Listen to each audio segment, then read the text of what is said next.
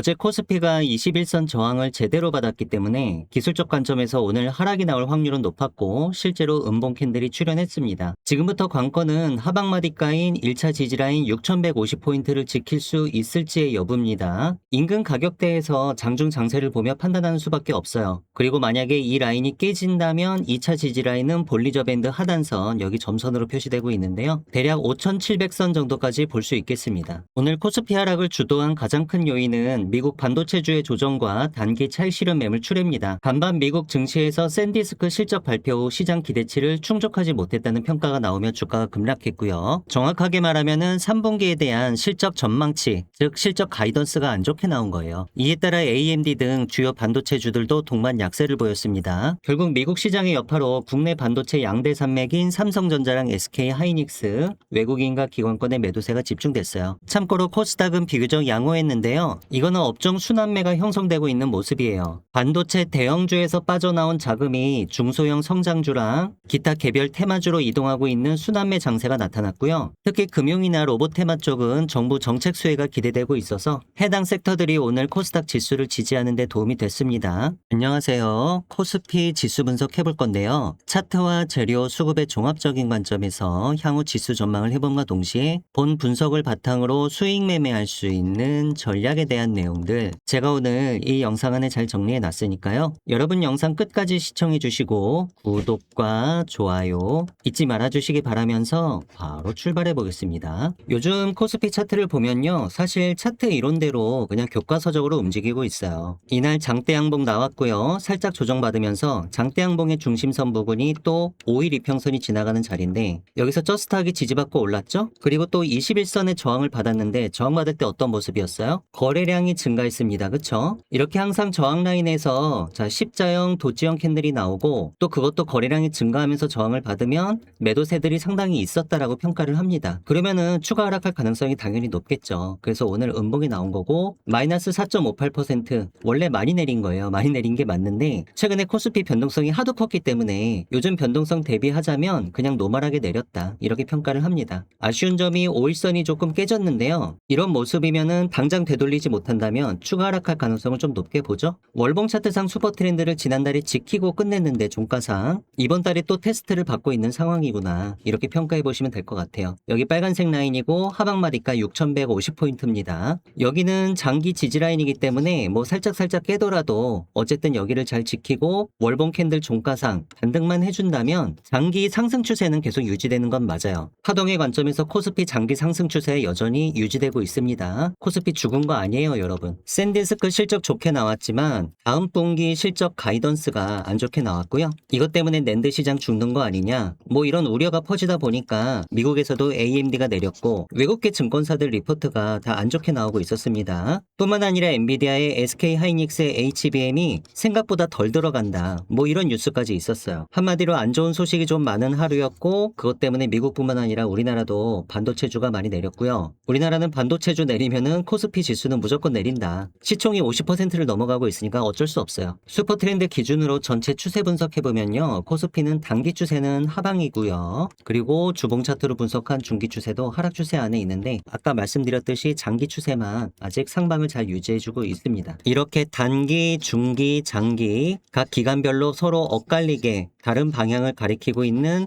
이런 상황에서는 강력한 추세 매매는 잘 맞지 않고 저점 매수 고점 매도 전략이 좋다라고 말씀드렸잖아요. 저점 매수 고점 매도가 좋다라는 말은 다른 말로 바꿔서 얘기하면은 추격 매수는 하지 말자 이렇게 해석하셔도 됩니다. 추격 매수 금물이에요. 거꾸로 내렸을 때 바닥권에서 이렇게 턴어라운드 만들고 올라오려고 할 때 이런 자리를 노리는 게 정석이에요. 그러면 추격 매수는 언제 하는 게 좋습니까? 모든 기간 내 단기, 중기, 장기 일제히 상승 추세를 가리키고 있을 때 그리고 가급적이면은 주가가 장기 박스권을 그리다가 여기 박스권 상단을 거래량 터트리면서 강하게 상향 돌파할 때 이럴 때는 눌림목을 기다리지 말고요. 추격을 하시는 게 좋을 때가 많아요. 눌림목을 안 주고 쭉쭉 올라가는 경우도 많아서 그렇습니다. 그리고 영상 인트로에서 주가가 만약에 더 내려오면은 2차 지지라인은 바로 여기를 말씀드렸잖아요. 볼린저 밴드 하단 부분이기도 하고 이 위치는 이 장대 양봉 캔들의 시가 부분이기도 합니다. 암튼 요거를 시그널 캔들로 지금 삼고 보고 있는 거예요. 이 캔들의 중심선도 지지라인이고 이 캔들의 시가도 지지라인이구나. 그런데 만약에 이 장대 양봉이 시가마저 깨고 내려가면 이 장대 양봉은 그냥 없었다라고 생각하시면 됩니다. 단지 데드캣 바운스로 끝나는 거고요. 파동 패턴을 보면은 고점을 계속 낮추고요. 그 다음에 저점도 낮춰가면서 이렇게 내려왔기 때문에 이 장대 양봉 캔들의 시가마저 깨고 내려가서 전저점 부근까지 오면은 자 여기가 전저점 부근이라고 매수로 받지 마시고 저점을 높여놓고 지수가 만약에 반등한다면 그쵸? 그 다음부터는 이거는 수렴권으로 나아갈 가능성이 높습니다. 오르락 내리락 그 다음에 오르락 내리락 이런 식으로 변동성이 축소돼 가면서 수렴권을 그리다가 이 수렴 끝에서 다시 방향을 잡을 거예요. 그때 따라가셔도 늦지 않습니다.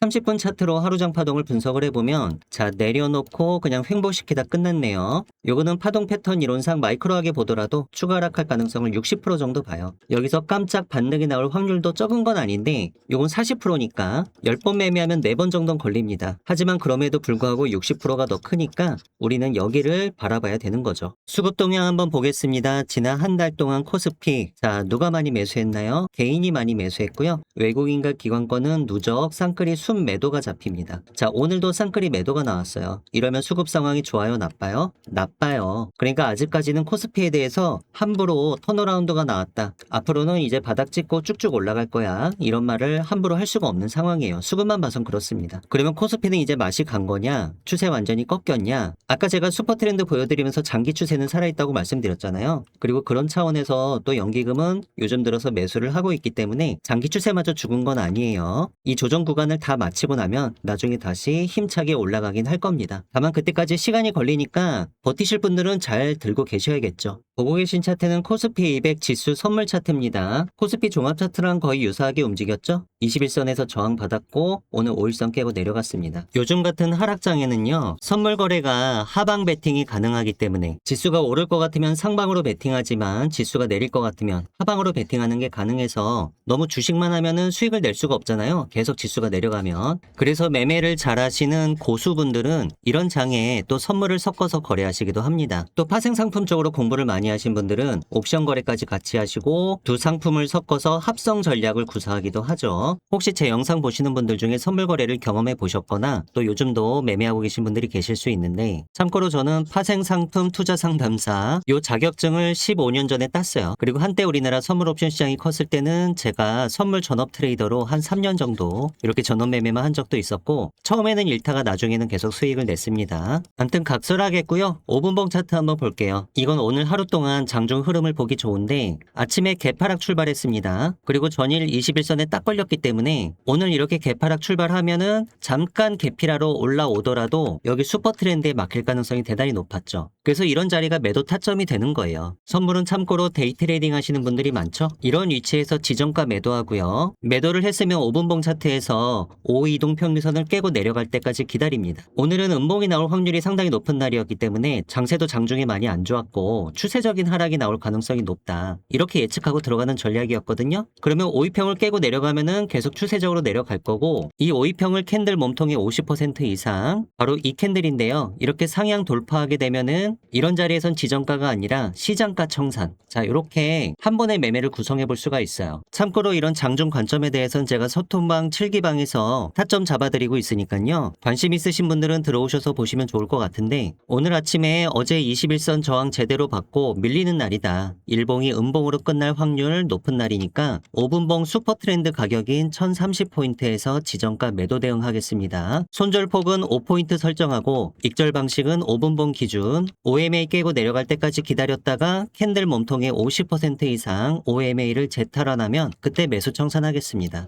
아주 간단한 전략이었어요. 그리고 오늘은 이런 전략이 먹히는 날이었죠. 그리고 나서 10시 40분쯤에 10시 41분에 정확하게 OMA가 다시 탈환이 됐습니다. 여기서 시장가 청산했고 빠르게 대응하신 분들은 한 986포인트 정도 청산됐으니까 공식 수익 총 44포인트로 잡았습니다. 계약당 1100만원 수익이고요. 누구는 코스피 지수 내려서 울고 있을 때 누구는 또 이렇게 시장에서 큰 수익 준 거를 고마워하면서 짧은 시간에 아주 짭짤하게 먹고 나가시는 분들도 계셨던 거예요. 제 영상 보시는 분들 중에 이 소통방에 입장하고 싶으신 분들은요. 화면에 번호 띄워드렸으니까 문자로 참여하라고 작성해서 보내주시면 됩니다. 입장하시는 구체적인 방법에 대해서는 영상 댓글에 링크도 달아놨어요. 여기 설명 보시고 안내대로 들어오시면 되고요. 여기까지 내용 마음에 드셨으면 구독, 좋아요 하나씩 부탁드리겠고요. 저는 다음에 더 좋은 영상으로 다시 찾아뵙도록 하겠습니다. 감사합니다.